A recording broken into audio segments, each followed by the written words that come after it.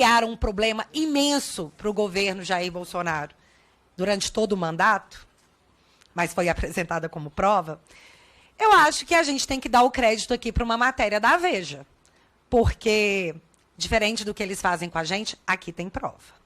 Pois bem, aqui a matéria nos mostra de maneira objetiva alguns exemplos de como age a milícia digital do PT sem nenhum tipo de obstáculo jurídico. Esse é o deputado Janones. Aqui ele está contando que a SECOM enfiou 13 milhões de reais, período eleitoral, tá, galera? Enfiou 13 milhões de reais o dinheiro do povo na Paraná Pesquisas. Essa notícia é falsa. A própria matéria coloca embaixo, irresponsável. A denúncia é infundada de que o Planalto gastou 13 milhões com o instituto que trabalha para o PL. Isso foi em período eleitoral. Judicialmente, nada foi feito. Tanto que não para, né? Está aí até hoje. Mas eu preciso abrir aspas para a matéria, porque eu não tenho coragem de colocar em palavras minhas, porque eu posso ser acusada de fake news. Então, eu vou colocar nas palavras da Veja. A milícia digital petista atuou desde o início com método e organização.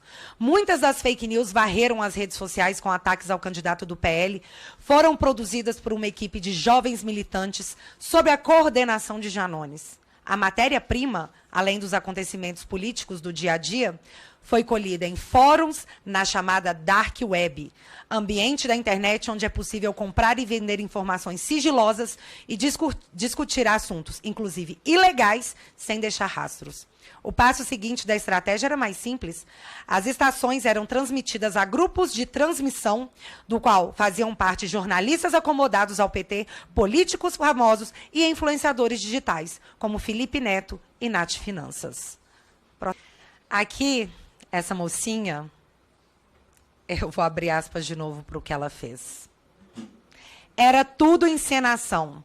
A falsa eleitora de Jair Bolsonaro é, na verdade, a streamer Marina Mamed, de 32 anos, uma das parceiras de Janones na empreiteira eleitoral.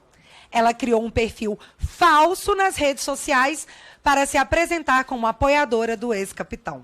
Fecha aspas. E o que nós temos aqui? Eu preciso deixar isso bem claro. Organização, produção, disparo em massa, criação de perfis falsos, disseminação de fake news em pleno período eleitoral. Só que isso foi uma denúncia da Veja, e eu não vi ainda a Veja ser usada para embasar nenhum tipo de medida judicial.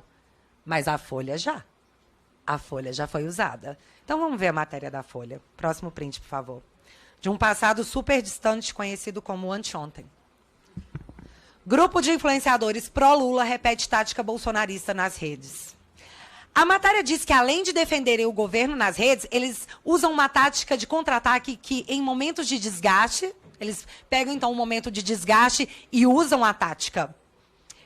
Usando mentiras contra a família do antecessor Jair Bolsonaro para poder desviar o foco. E, sim, eles dão exemplos. Olha só, tem materialidade.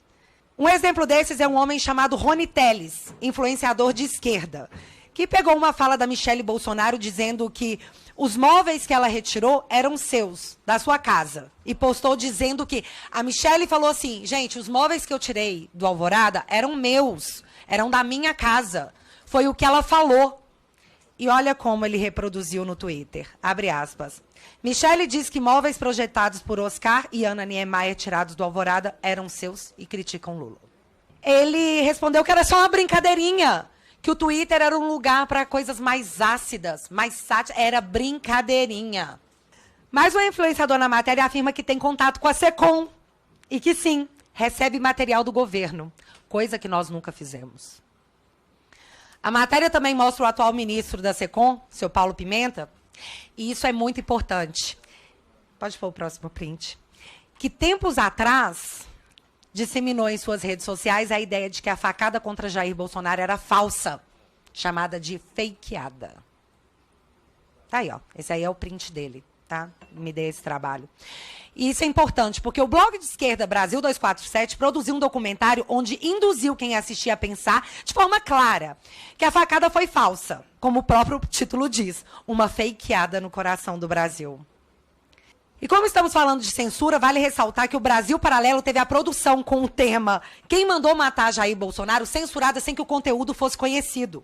E o que nós temos aqui é um atual ministro desse governo colocando na rede social que hospitais estão mentindo para a população, que médicos estão mentindo para a população, que existe um esquema monstruoso de desinformação e mentira que é acobertada para convencer a população que Bolsonaro sofreu uma facada. Vamos prestar atenção, por favor, porque é muito importante. Esse áudio que eu vou mostrar aqui é de um dos maiores influenciadores da esquerda, o senhor Tiago dos Reis. Ele não foi vazado não, tá? Ninguém filmou ele.